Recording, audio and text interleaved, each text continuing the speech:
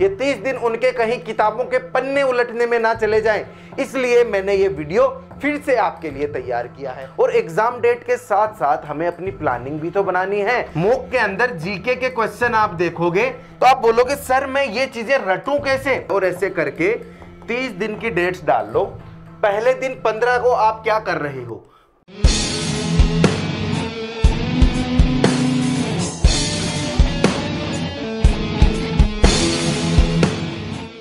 नवाक्षी institute की तरफ से सभी विद्यार्थियों को रंगों के इस पर्व होली की बहुत बहुत शुभकामनाएं।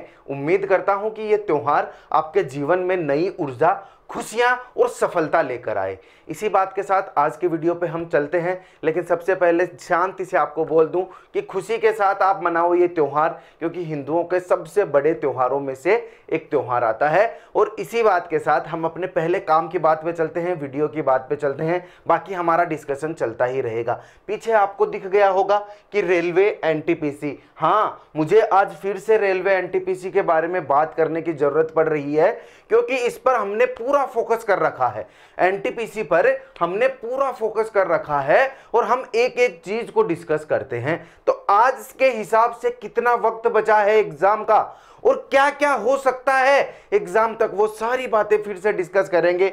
यहां पर देखो आपके सामने है एग्जाम डेट, और एग्जाम डेट के साथ साथ हमें अपनी प्लानिंग भी तो बनानी है। तो मैंने आपको बोला कि मान लो एग्जाम कब से कब का है। मैं पहले 3 कंडीशंस की बात करता हूं। यहां पर देखना, पूरी मैं बात कर लेता हूं। यहां पर स्ट्रेटजी हम बताएंगे, लेकिन एक अपनी एग्जाम है ग्रेजुएट लेवल की, एक अपनी एग्जाम है अंडर ग्रेजुएट लेवल की। दोनों एग्जाम्स है।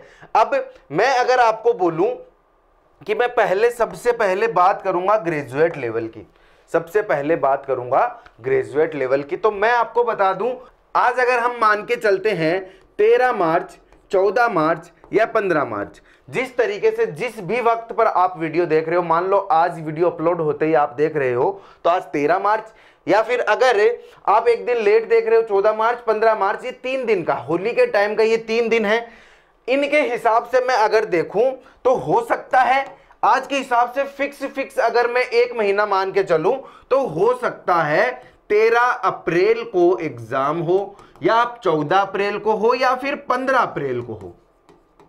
इस हिसाब से हमें मान के चलना है, इस हिसाब से हमें मान के चलना है। मतलब 1 महीना ग्रेजुएट लेवल का, सिर्फ और सिर्फ 1 महीना। ऐसा बिल्कुल भी नहीं होने वाला है कि आपको एग्जाम के बारे में बताएगा और फिर आपके पास 2-3 महीने रहेंगे। नहीं, एग्जाम के बारे में बताते ही अगले 30-35 दिन में आपसे एग्जाम कंडक्ट करवा लिया जाएगा। समझ रहे हो मेरी बात? या फिर जो भी आप मानो एग्जाम कंडक्ट कर लिया जाएगा ना। तो ये 1 महीने का विंडो है आपके पास ग्रेजुएट लेवल के लिए। अंडर ग्रेजुएट के लिए अगर मैं मान के चलूं तो आज से 2 महीने का विंडो है। तो सबसे पहले जिस हिसाब से आपकी क्षमता है उस हिसाब से खुद ही देख लेना कि आपको ग्रेजुएट लेवल पे फोकस करना है या फिर अंडर ग्रेजुएट लेवल पे फोकस करना है। अगर 1 महीने में अगर आप में वो जोश है तो मैं वो भी डिवाइड करूंगा। 1 महीने में जैसे करोगे, 2 महीने में जैसे करोगे, वो चीजें मैं बताऊंगा। तो सबसे पहले मैं आज के हिसाब से 1 महीने, अगर किसी कारणवश अप्रैल में ये ग्रेजुएट लेवल वाली एग्जाम ना होके मई में हो गई और मुझे ग्रेजुएट लेवल के लिए 2 महीने मिल गए, तो क्या मेरा ये 1 महीने तक किया हुआ जो मेहनत है वो वेस्ट चली जाएगी? या फिर उस वक्त मैं ये सोचूंगा अरे यार सर ने गलत बता दिया, 2 महीने के हिसाब से पढ़ता तो मैं अब तक कंप्लीट ही कर लेता।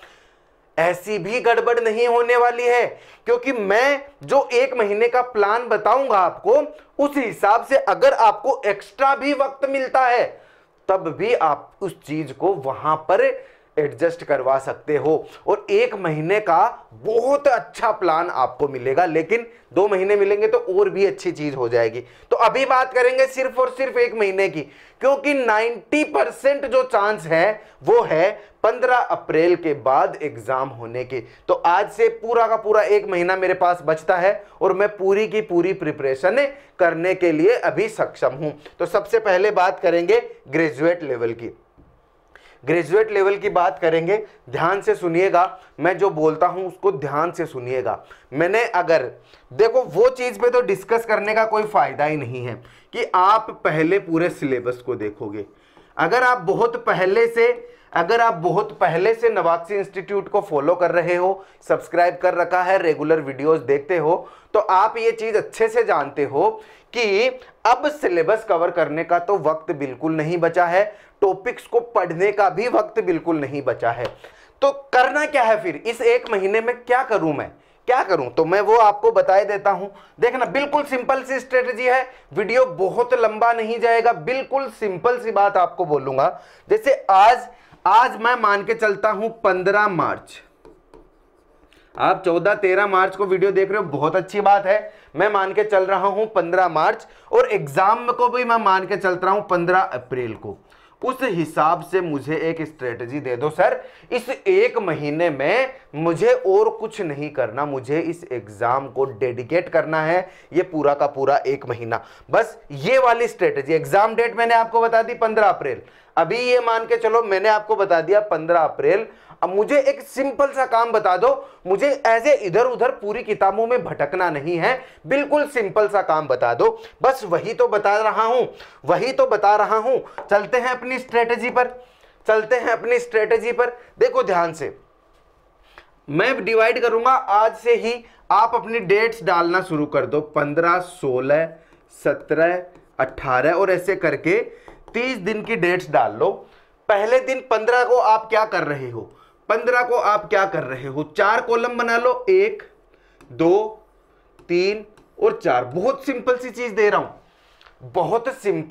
दे रहा हूं, जो आपको करना है। 4 कॉलम आपने बनाए, इन 4 कॉलम को बस यहां मुझे टिक करना है, जो मैंने यहां, आप अपनी डायरी में बना सकते हो ये सारी चीजें, मुझे यहां टिक करना है इन चीजों को। कब, ये जो पहला कॉलम कब टिक करूंगा, पहला कॉलम में टिक करूंगा मैं लगाऊंगा जब पहला मॉक टेस्ट,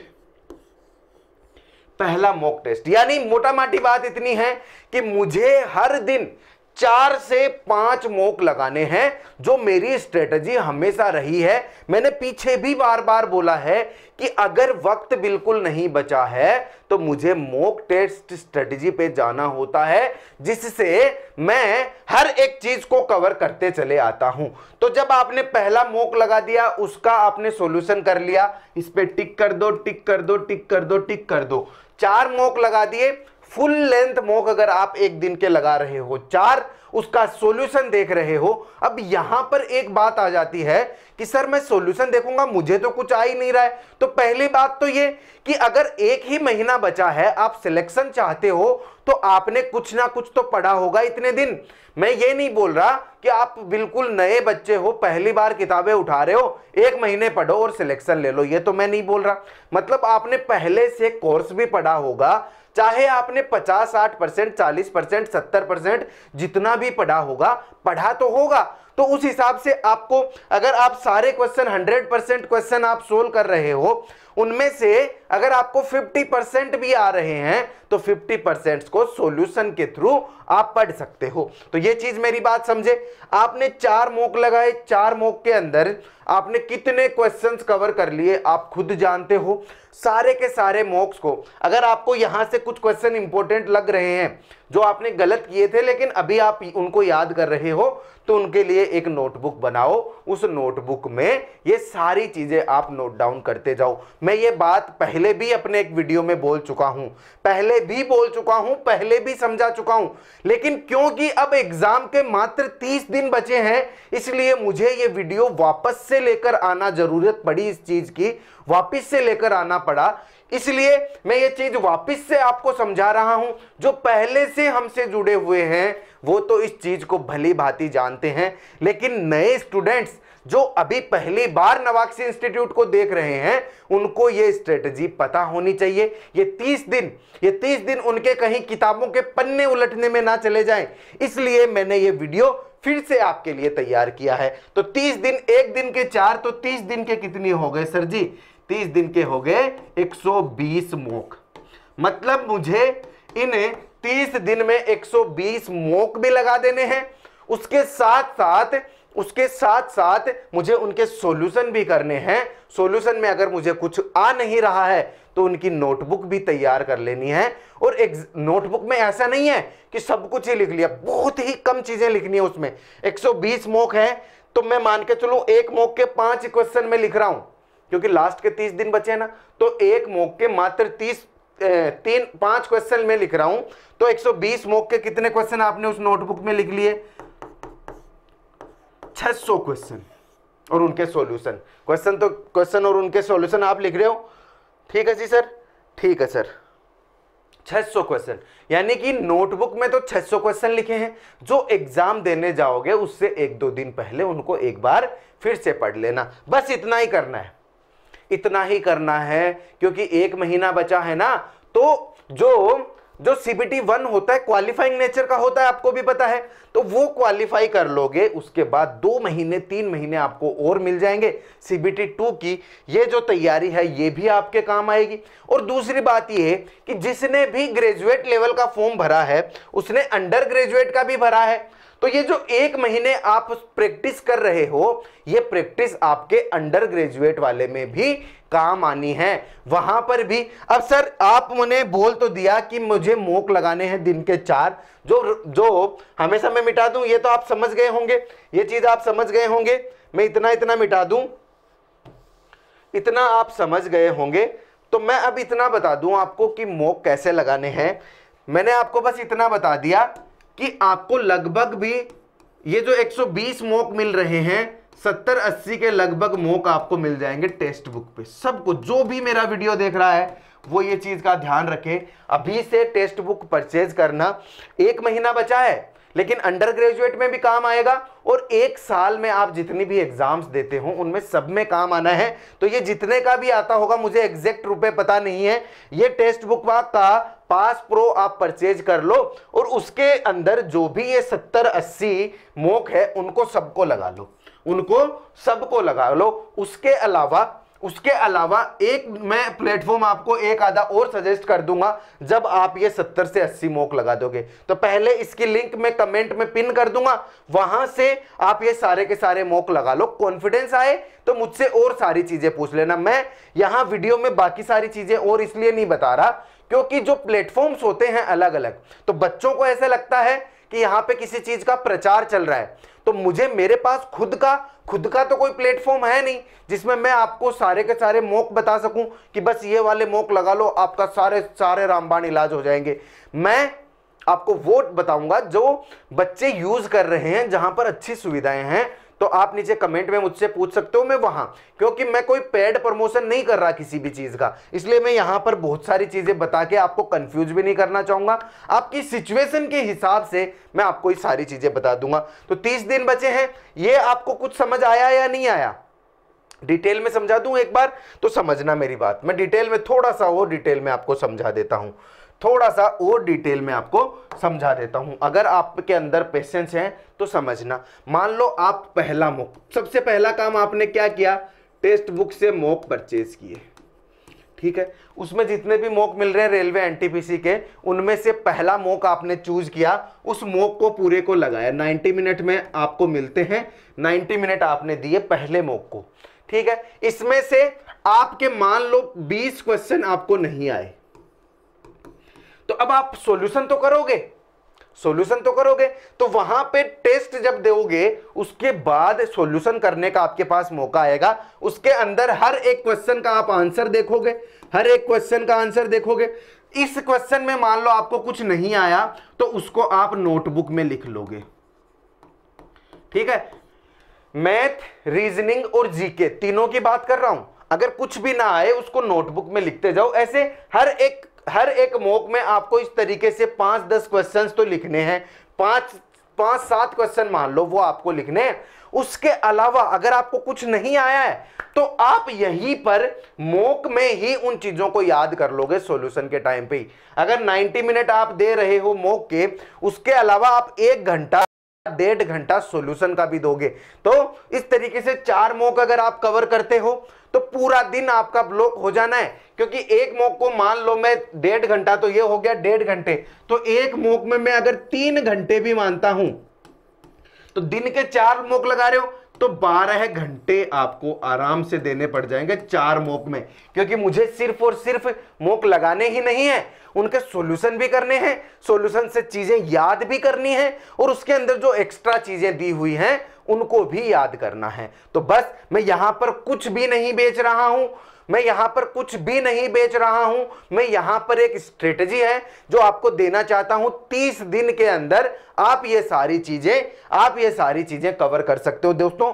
4 मॉक दिन के लगाओगे, 120 मॉक 1 महीने के लगाओगे, उनके सॉल्यूशंस को देखोगे, आपको किताबों के पन्ने पलटने की जरूरत नहीं पड़ेगी। मात्र एक ऐप आपने परचेज किया है, जो भी आपको अच्छा लगे, जहां पर आपको ज्यादा से ज्यादा टेस्ट सीरीज मिले, वहां से आप मॉक लगाओ और उसके अलावा करंट अफेयर्स को थोड़ा बहुत देखते चले जाओ, क्योंकि वो तो आप भी समझदार हो, करंट अफेयर्स की अलग से बुक आती है, उसको अगर दिन में 30 मिनट भी आपने दे दिया तो आपके दिमाग में चीजें बैठ जाएगी। तो एक चीज और बता दूं आपको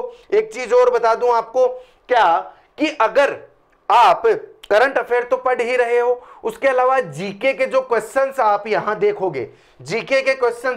देखोगे, मॉक के अंदर जीके के क्वेश्चन आप देखोगे तो आप बोलोगे सर मैं ये चीजें रटूं कैसे, तो मैं आपको इतना बता दूं, जब भी आप ये क्वेश्चन सोल्व कर रहे हो, वहां पर जो भी जीके के क्वेश्चन आपको नहीं आ रहे हैं, एक क्वेश्चन को 3 से 4 बार आपको पढ़ना है और उसको वहीं छोड़ देना है। ऐसा नहीं है कि चीजों को आप रटे जा रहे हो, जो सन वगैरह याद करनी है आपको, वो तो मान लो आप रटोगे, लेकिन कोई चीजें हैं जिनको बस एक बार पढ़ना है तो उनको 4 बार पढ़ो। ऐसे नहीं है कि आप रटने बैठ गए हो, 4-5 बार पढ़ लो। जब आप ये 120 मॉक लगा दोगे तो चीजें अपने आप वर्क करने लग जाएगी। अगर आपकी तैयारी पहले से बहुत कम है,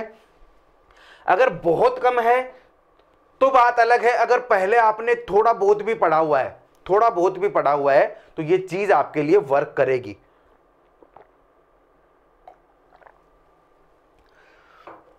समझ रहे हो मेरी बात? यानी कि जो भी मैंने आपको यहां बताया वो ये बताया मॉक टेस्ट स्ट्रेटजी। बाकी अगर आपको कुछ भी दिक्कत है तो ये अपना व्हाट्सएप नंबर है,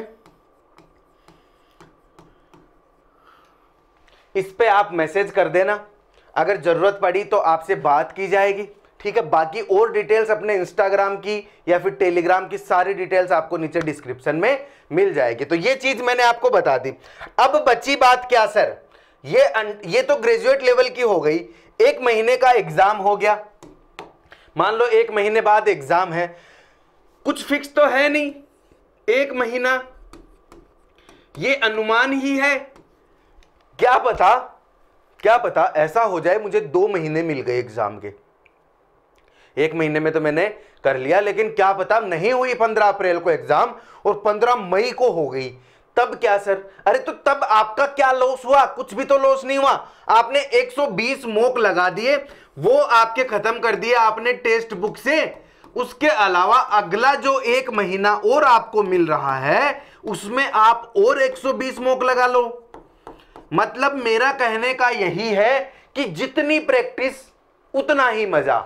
अगर आपको और वक्त मिल रहा है तो आप और मॉक लगा लो, और एडवांस लेवल के मॉक लगा लो। जो नोटबुक तैयार हो रही है उस नोटबुक से और ज्यादा पढ़ना शुरू कर दो, उस नोटबुक में और अच्छे से रिवाइज कर लो। बस यही तो है। इसलिए मैं बोल रहा हूं कि मेरी स्ट्रेटजी कभी फेल नहीं होती, ये वाली स्ट्रेटजी कभी फेल नहीं होगी, चाहे आपकी एग्जाम कभी भी हो। मैंने 1 महीने के लिए ये स्ट्रेटजी आपको दी है। अगर आपकी एग्जाम 3 महीने बाद भी हो तो आप इसी स्ट्रेटजी पर चल के वो 3 महीने का भी सदुपयोग कर सकते हो। तो इससे क्या शिक्षा मिल रही है? इससे शिक्षा ये मिल रही है कि इस स्ट्रेटजी में आपकी अंडर ग्रेजुएट वाली जो एग्जाम होगी उसमें भी बहुत ज्यादा हेल्प होने वाली है, क्योंकि बाकी का जो वक्त बच जाएगा उसमें मैं और मॉक लगाऊंगा। बस ये सीधी सी कहानी है, सिंपल सी बात है। मैं बार बार इस स्ट्रेटजी के साथ आता हूं, आप ये जानते हो, लेकिन फिर भी कंफ्यूजन रहता है तो नीचे कमेंट बॉक्स में आप लिख देना, आपके हर